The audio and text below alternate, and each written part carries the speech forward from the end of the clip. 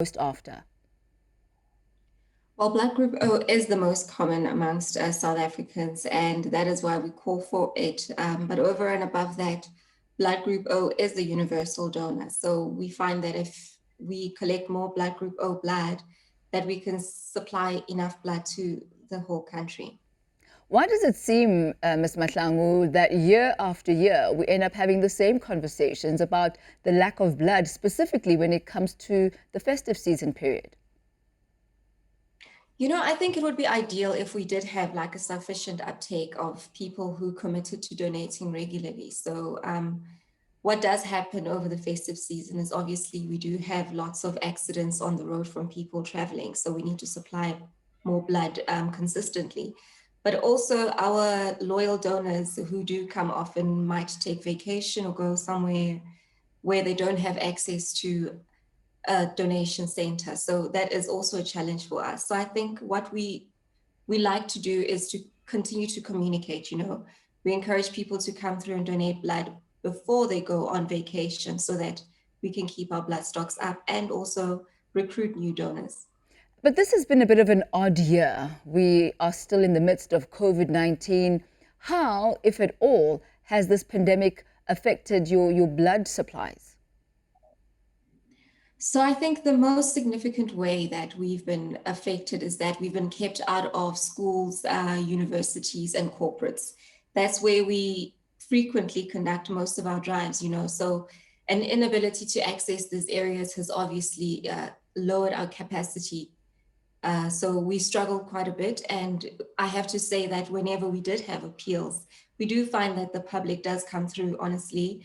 We are now encouraging people to really book blood drives in their communities. That would help us reach more people more efficiently. And honestly, wherever you call us, we will go. We just need to know that we'll have a minimum of about 30 donations for the day, and then we will go anywhere just to collect blood to make sure that South Africa is covered. There may be some who have safety concerns around the donation of blood. How safe is it to be donating blood, specifically in this COVID-19 period where there are a lot of precautions that need to be taken? We've always implemented very strict infection prevention control measures in our donor centers. So not just now, but previously, if you had any flu symptoms in any of that, we would defer a donor to come back at a later stage. But we have heightened our controls. Social distancing is very important to us. We make sure that our beds are spaced apart. We screen everyone before they come in, and we limit the number of people who come in to the donor centers as well.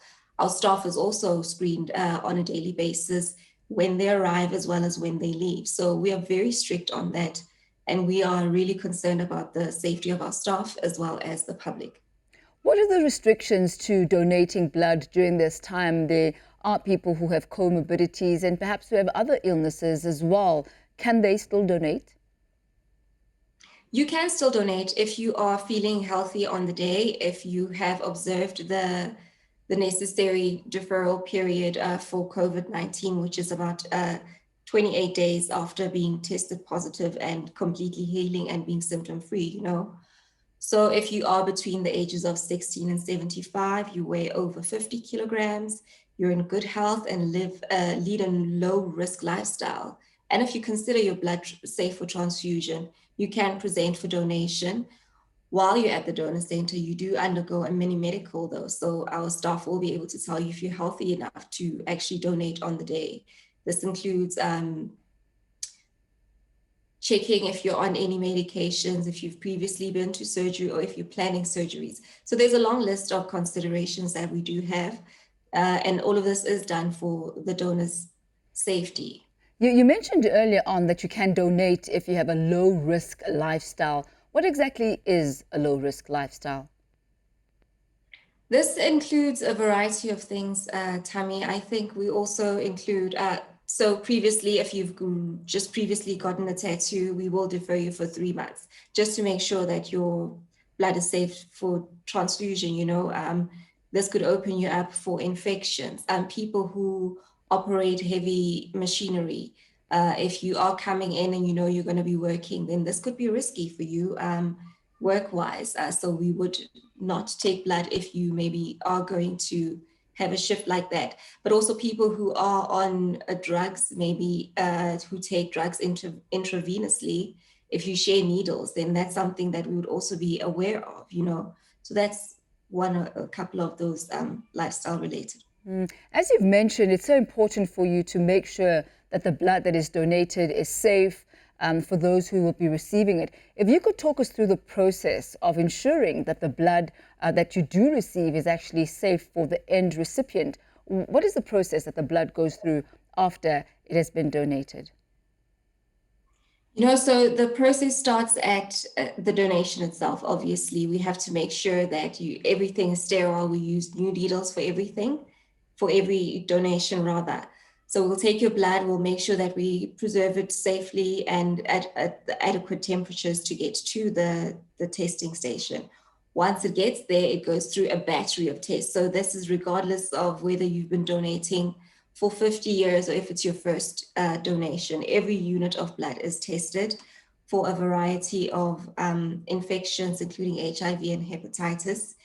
Thereafter, it is also preserved very stringently. So throughout the process, we make sure that we treat the blood as safely as possible.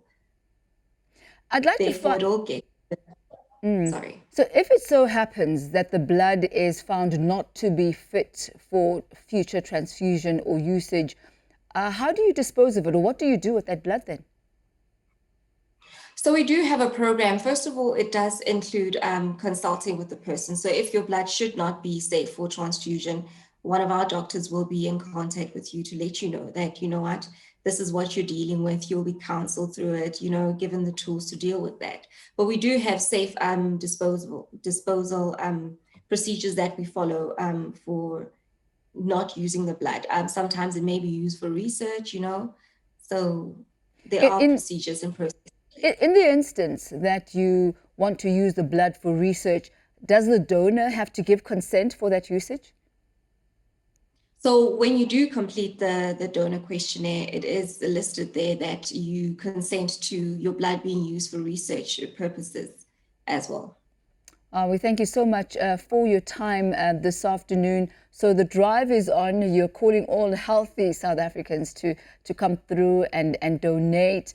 How long will this drive actually be active for? We do know that we are approaching the festive season. How long will it be intensifying the call for donation? So we'll intensify the call while our blood stocks are at critical levels, you know, but throughout the year, we are always calling for donors. I don't think there is ever a point where we say, do not come for donation.